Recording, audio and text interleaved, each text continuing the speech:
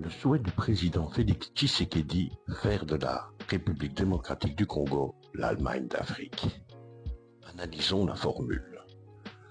Lorsque Félix Tshisekedi, président de la RDC, déclare vouloir faire de son pays l'Allemagne d'Afrique, cela évoque une vision ambitieuse et porteuse d'espoir. Mais qu'en est-il dans les faits lorsqu'on évoque actuellement une volonté de modifier la Constitution pour qu'elle puisse coller davantage aux réalités du pays? L'Allemagne est connue pour sa puissance industrielle, sa rigueur économique et son système éducatif orienté vers les compétences techniques. En affirmant cela, le président de la RDC aspire à transformer son pays en une économie industrielle et performante. Mais cette déclaration vise plus encore à galvaniser la population et les partenaires internationaux en projetant une image d'ambition et de transformation radicale. Les défis sont cependant plus importants que les forces en présence.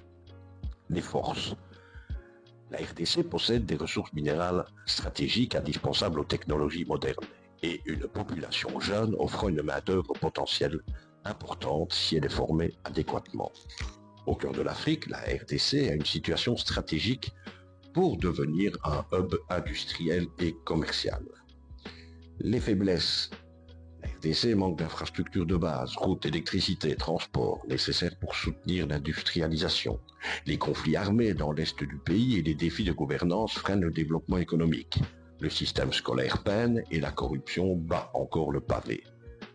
Si la comparaison peut motiver, elle risque de paraître déconnectée de la réalité actuelle de la RDC, où les défis fondamentaux, santé, éducation, infrastructure, restent non résolus.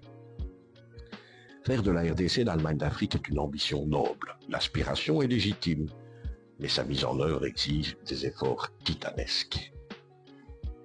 Quels sont les procédés linguistiques et la rhétorique derrière ce message? Faire de son pays l'Allemagne d'Afrique repose principalement sur une métaphore comparative et d'autres techniques. Cette phrase établit une analogie implicite entre la RDC et l'Allemagne, deux entités très différentes. L'Allemagne est utilisée comme un modèle de référence, symbolisant la puissance industrielle, la rigueur économique et la modernité. Le but étant d'inspirer en projetant un idéal ambitieux et universellement reconnu, tout en simplifiant le message pour le rendre accessible et marquant. Il y a la présence également d'une hyperbole. En liant la RDC, un pays confronté à des défis structurels majeurs, à un modèle aussi avancé que l'Allemagne, la déclaration amplifie volontairement la portée de l'ambition. Le but étant de susciter l'enthousiasme et capter l'attention par une ambition spectaculaire, même si elle semble démesurée. Présence également d'une synecdoque géographique. L'Allemagne est utilisée ici comme une métonymie ou une synecdoque représentant non seulement un pays, mais aussi un système économique, politique et social avancé. Le but étant d'évoquer en un seul mot une série de caractéristiques idéalisées: stabilité, efficacité, prospérité.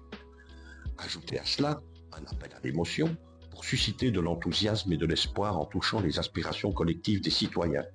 Elle flatte l'orgueil national en suggérant que la RDC peut égaler ou surpasser un modèle mondialement respecté.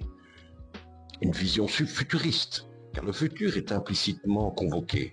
La RDC n'est pas encore l'Allemagne d'Afrique, mais elle aspire à le devenir. Cela inscrit la déclaration dans une démarche de projection positive et motivante. Et enfin, une idéalisation symbolique.